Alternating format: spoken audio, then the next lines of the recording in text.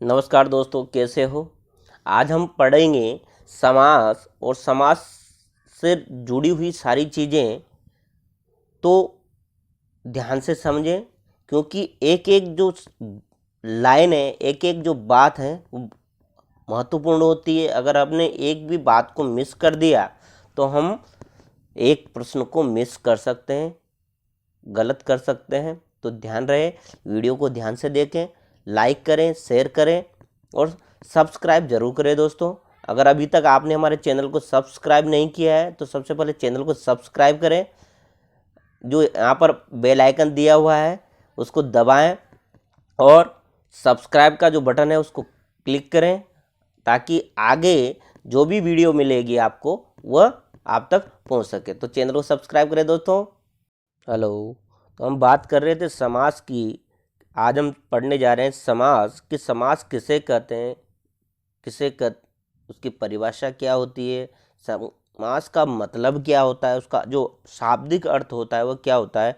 तो हम बता देते हैं कि जो समास का जो शाब्दिक अर्थ होता है वो होता है संक्षेप। संक्षेप मतलब छोटे रूप में लिखना। कोई भी जैसे गद्यांश दिया जाता है कि गद्यांश को आप सारांश में लिखिए, संक्षेप में लिखिए, वैसे ही जो समास होता है, समास में जो शब्द होता है उसको संक्षेप में लिखा जाता है। और समास का जो विलोम होता है वो होता है व्यास। या कहें कि संक्षेप का विलोम होता है व्यास। अब बात करते हैं इसकी परिभाषा की। जो व्याकरणिक परिभाषा है समास की, कि समास किसे कहते हैं। दो या दो से अधिक शब्दों के विभक्ति और प्रत्यय रहित मेल को हम समास की संज्ञा देते हैं या समास कहते हैं। और समास की प्रक्रिया से बनने वाला जो नवीन शब्द है, कोई भी नया जो शब्द बनता है उसे सामासिक पद कहते हैं। प्रश्न बन जाता है कि समास की प्रक्रिया से बनने वाला जो नवीन शब्द है उसे क्या कहते हैं। देखो, ऑब्जेक्टिव जो प्रश्न है, एमसीक्यू जो प्रश्न है, वह कहीं से भी बन सकता है। आपको हर लाइन पर ध्यान देना होगा और उसको समझना होगा। अब परिभाषा से भी दो प्रश्न हम यहाँ देख रहे हैं। एक प्रश्न तो यह हो गया कि समास की प्रक्रिया से बनने वाले नवीन शब्द को कहते हैं, क्या कहते हैं। वहाँ पर 3-4 ऑप्शन दे दिए जाएंगे और वहाँ पर एक सामासिक पद दिया जाए। तो हमारा जो उत्तर होगा वो होगा सामासिक पद। दो या दो से अधिक शब्दों के विभक्ति एवं प्रत्यय रहित मेल को कहते हैं, क्या कहते हैं। समास कहते हैं, संज्ञा कहते हैं, विशेषण कहते हैं, क्रिया क्या कहते हैं। तो हमारा उत्तर हो जाएगा समास। तो हर लाइन से प्रश्न बन सकता है, आपको ध्यान देने की आवश्यकता है। आपको इधर उधर जैसे ही ध्यान गया तो समझो आपका एक प्रश्न गया। तो आपको पूरी जो बातें हैं, पूरा जो ध्यान है वो एक जगह रखना है।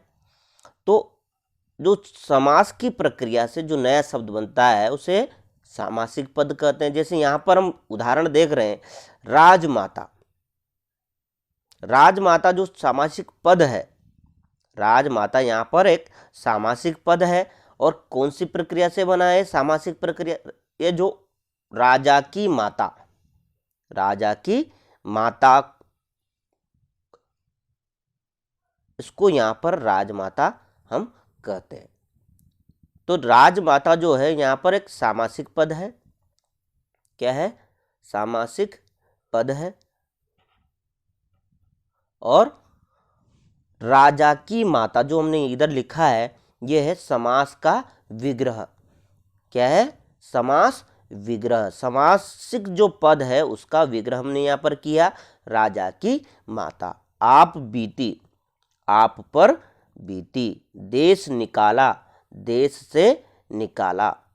तो ये इधर सामासिक पद है और इधर सामासिक पद का समास विग्रह हमने यहाँ पर किया हुआ है। आगे चलते हैं। सामान्यतः जो समास होता है वह 6 प्रकार के होते हैं। कितने प्रकार के होते हैं, 6 प्रकार के समास होते हैं सामान्य तौर पर। अगर हम पदों की प्रधानता के आधार पर बात करें कि पदों की प्रधानता क्या, देखो यहाँ पर 2 प्रश्न बन जाते हैं। कि समास जो होते हैं वह कितने प्रकार के होते हैं, तो हमारा उत्तर होगा 6 प्रकार के।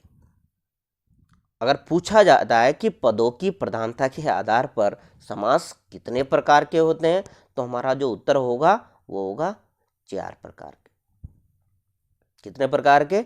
4 प्रकार के समास होते हैं पदों की प्रधानता के आधार पर। हमने यहाँ पर बताया भी हुआ है कि कौन कौन से होते पदों के प्रधानता के आधार पर। प्रथम पद जिसमें प्रधान होता है वह अव्ययभाव समास में होता है, जिसमें द्वितीय पद प्रधान होता है, दूसरा पद प्रधान होता है तत्पुरुष, कर्मधारय और द्विगु समास। इन तीनों में द्वितीय पद प्रधान होता है, और उभय पद जिसमें दोनों पद प्रधान होते हैं, द्वंद्व समास जो है उसमें दोनों पद प्रधान होते हैं, और चौथा जो है अन्य या तृतीय पद प्रधान जिसमें होता है वह है बहुव्रीहि समास में। तुम्हारे यहाँ पर पूरे जो 6 समास हैं, अव्ययभाव, तत्पुरुष, कर्मधारय, द्विगु, द्वंद्व और बहुव्रीहि, ये 6 समास हमारे पदों की प्रधानता के आधार पर आ जाते हैं। अब हम इनको विस्तार से समझेंगे कि अव्ययभाव समास कौन सा होता है, तत्पुरुष समास कौन सा होता है, कर्मधारय कौन सा होता है, द्विगु कौन सा होता है, द्वंद्व कौन सा होता है, और बहुव्रीहि समास कौन सा होता है। तो सबसे पहले हम बात कर रहे हैं अव्ययभाव समास की, कि जो अव्ययभाव समास है वह कौन सा होता है, किसे कहते हैं? जिस सामासिक पद का पहला पद अव्यय होता है, अव्यय यानी कि जिसके टुकड़े नहीं हो सकते, जो वे नहीं होता है वह होता है अव्यय, जिसके अलग टुकड़े करने पर उसका कोई अर्थ नहीं रह जाता, वो होता है अव्यय, उसे अव्ययभाव समास हम कहते हैं। अव्ययभाव समास 2 प्रकार का होता है, अव्यय पद पूर्व और नाम पद पूर्व। तो यहाँ पर पहले हम देख रहे हैं अव्यय पद पूर्व, यानी कि जो अव्यय पद जो होता है वह पूर्व यानी पहले होता है। यथाशक्ति, यथाशक्ति, यहाँ पर यथा जो है वह अव्यय, अव्यय पद है यथा, यथा का मतलब जैसा, यथाशक्ति, शक्ति के अनुसार, यथोचित, यथार्थ। यहाँ पर हमने जो आगे जो शब्द लिखे हुए हैं, अव्यय जो शब्द लिखे हुए हैं, अगर वह किसी भी शब्द में आते हैं तो उसमें अव्ययभाव समास होगा। इस हमने यहाँ लिखा हुआ है, यथा लिखा हुआ है, प्रति, प्रतिदिन, प्रत्येक,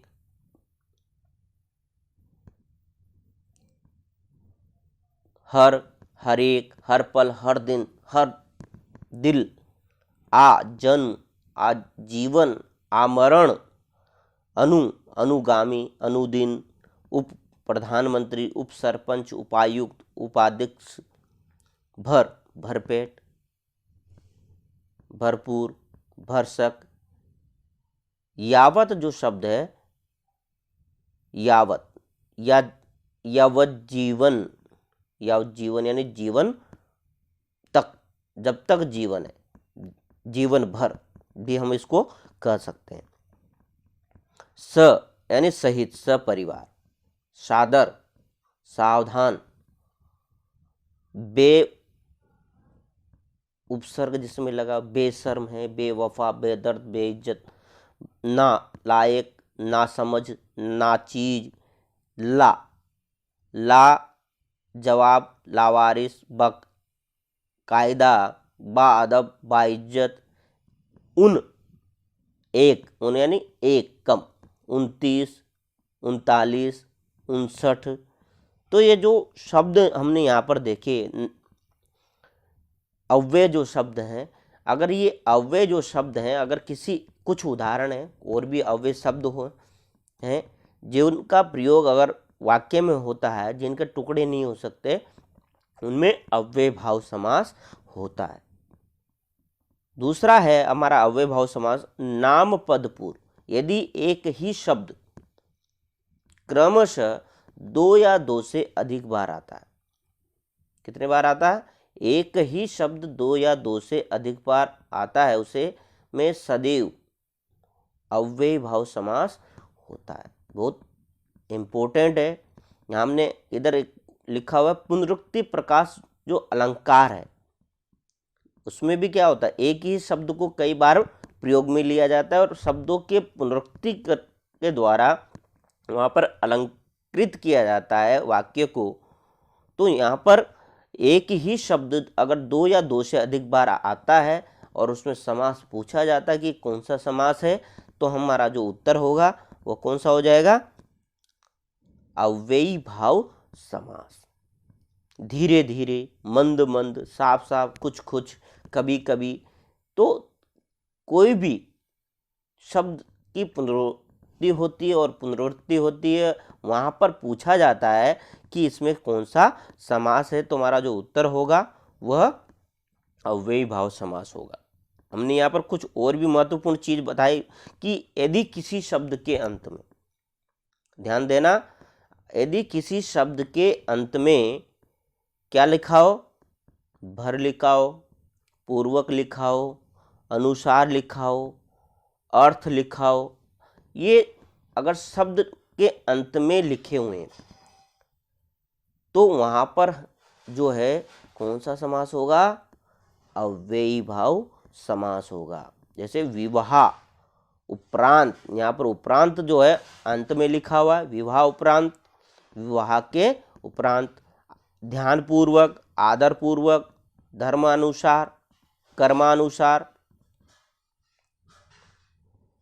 मतानुसार, अर्थ के लिए, अर्थ का जो शब्द है वह के लिए, अर्थ जो शब्द है धन के लिए, जहाँ पर प्रयोग में होता है ज्ञानार्थ के, ज्ञान के लिए, सेवार्थ, सेवा के लिए, धर्मार्थ, धर्म के लिए। तो जहाँ पर इन शब्दों का प्रयोग अंत में हो मिले और उनका जो अर्थ है के लिए प्रयोग में हो रहा हो अर्थ में, तो वहाँ पर हमेशा जो है अव्ययी भाव समास होगा। दूसरा जो समास है हमारा वह है तत्पुरुष समास।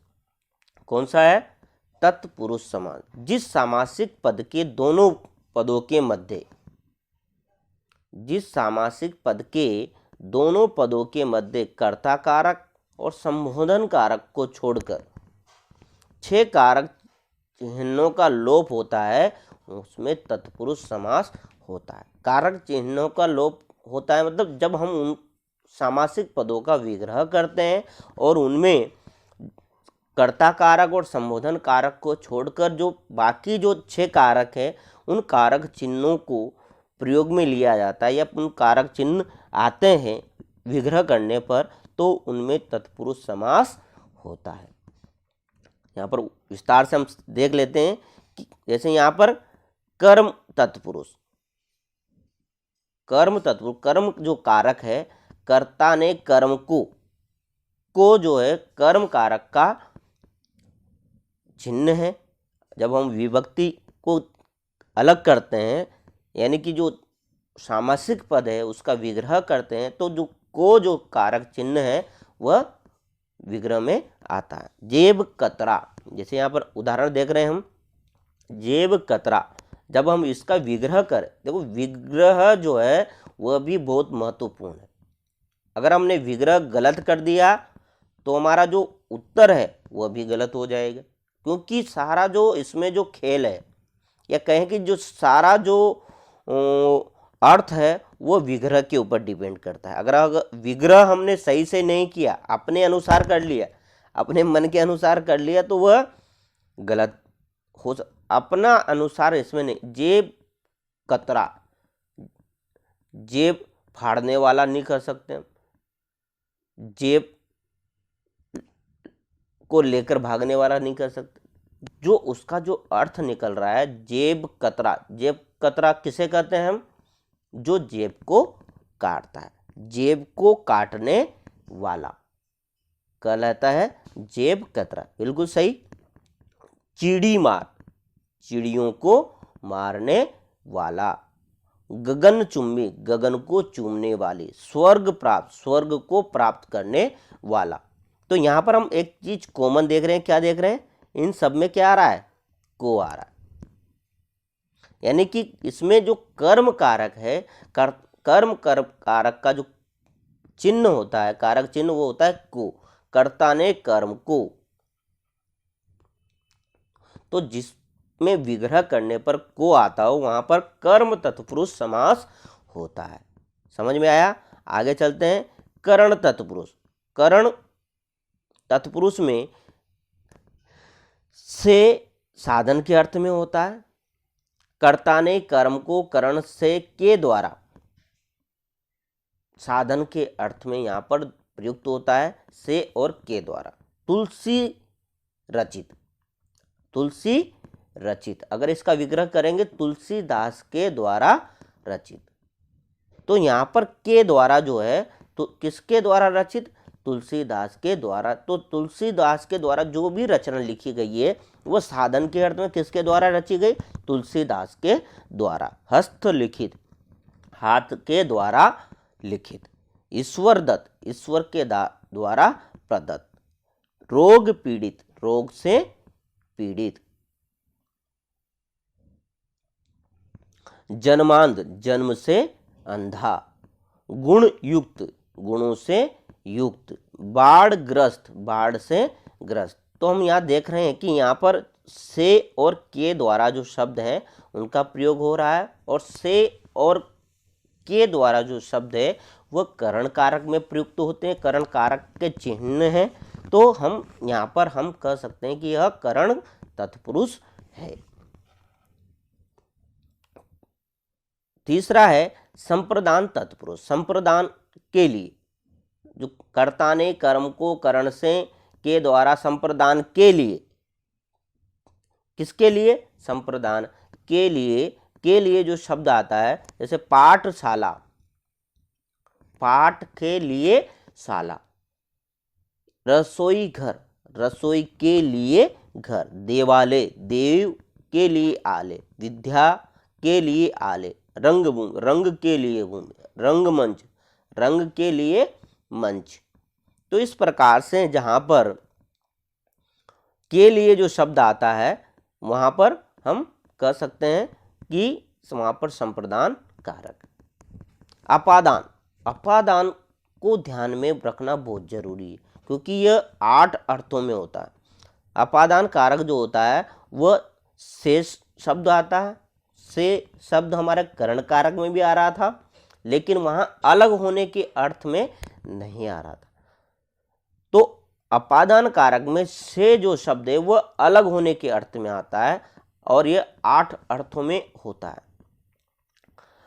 देश निकाला, देश निकाला, हम इसका विग्रह देश से निकाल दिया, देश निकाला।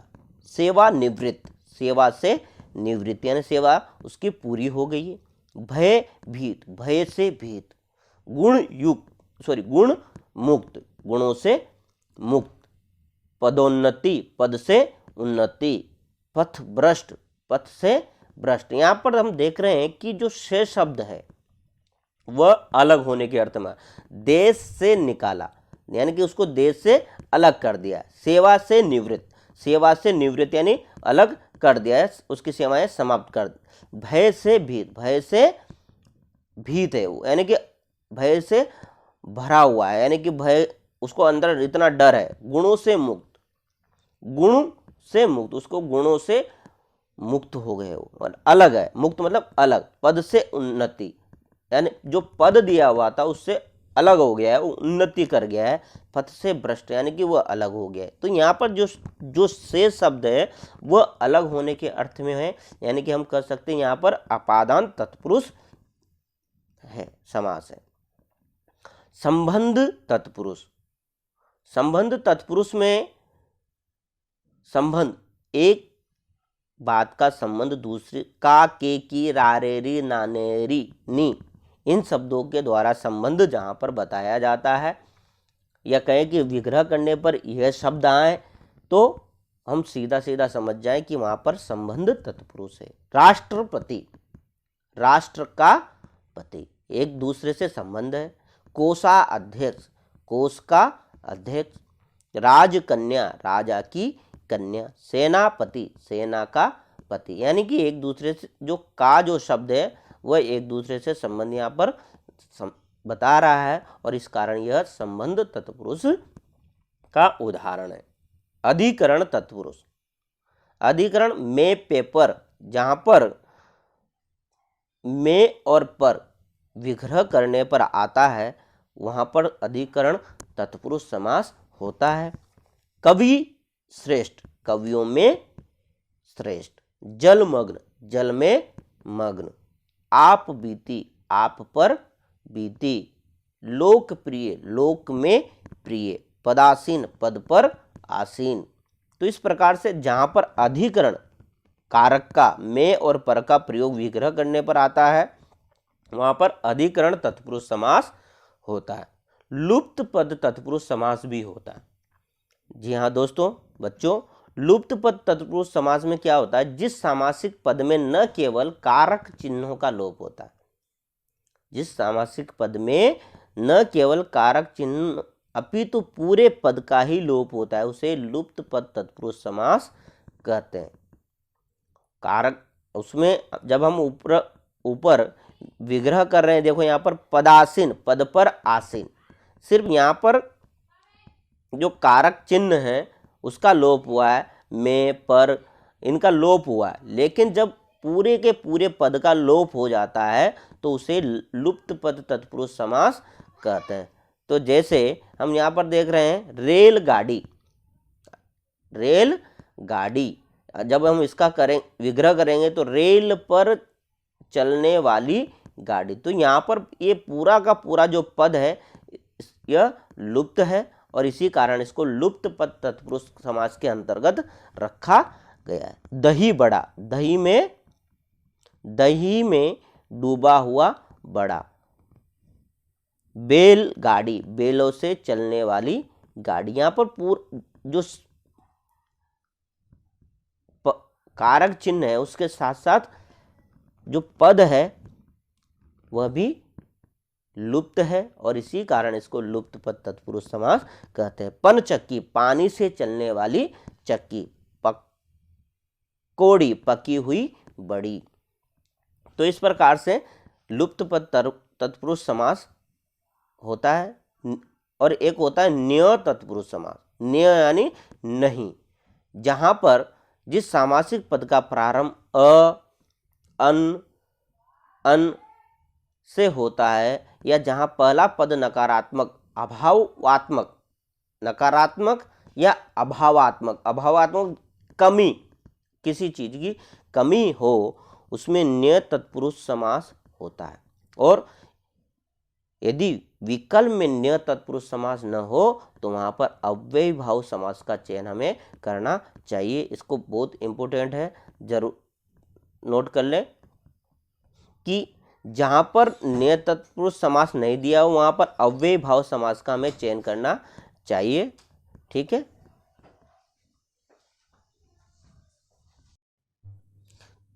तो जहां पर अन और अन आए या नकारात्मक हो या अभावात्मक का बोध हो तो वहां पर न्य तत्पुरुष समास होता है। अगर ऑप्शन में न्य तत्पुरुष नहीं हो तो हमें अव्ययी भाव समास का चयन करना चाहिए। जैसे हमने यहाँ पर कुछ उदाहरण भी दिए हुए हैं। अनाथ, न नाथ जिसके। अनंत, न अंत। अनावश्यक, न आवश्यक। अनुपमा, न उपमा। नास्तिक, न आस्तिक। अनमोल, न मोल जिसका। अनेक, न एक। तो इस प्रकार से जिसमें अन और अन शब्द आते हैं और वहाँ पर न्य तत्पुरुष ऑप्शन में है तो हमें न्य तत्पुरुष समास का ही चयन करना होगा, क्योंकि जो एमसीक्यू जो क्वेश्चंस होते हैं उसमें जो सटीक उत्तर होता है ऑप्शंस में उसी को हमें चयन करना होता है। अगर ऑप्शंस में न्य तत्पुरुष समास दिया हुआ है तो न्य तत्पुरुष समास हमें उत्तर में लगाना है। अगर अव्ययी भाव भी दिया हुआ है तब भी हमें न्य तत्पुरुष समास लगाना है। अगर न्य तत्पुरुष समास नहीं हुआ, लिखा हुआ है उसमें, तो तब हमें अव्ययी भाव समास का चयन करना होगा। अगला जो हमारा जो समास है वो है कर्मधारय समास। वीडियो काफ़ी लंबा हो जाएगा दोस्तों, बाकी के जो समास है वो हम अगले वीडियो में पढ़ेंगे, कर्मधारय से लेकर पूरे बहुव्रीहि तक। हाँ, तो कैसा लगा वीडियो आपको? समास आज हमने पढ़ा, अव्यय भाव और तत्पुरुष समास। अगली वीडियो में हम पढ़ेंगे कर्मधारय समास, द्विगु समास, द्वंद्व समास और बहुव्रीहि समास के बारे में। तो अगर अभी तक हमारे चैनल को आपने सब्सक्राइब नहीं किया है दोस्तों, तो चैनल को सब्सक्राइब करें ताकि अगली वीडियो आप तक पहुंच सके। यहाँ पर बेल आइकन पे क्लिक करें ताकि अगली वीडियो आप तक ज़रूर पहुंच सके। तो मिलते हैं अगली वीडियो में। Okay, ta ta, bye bye.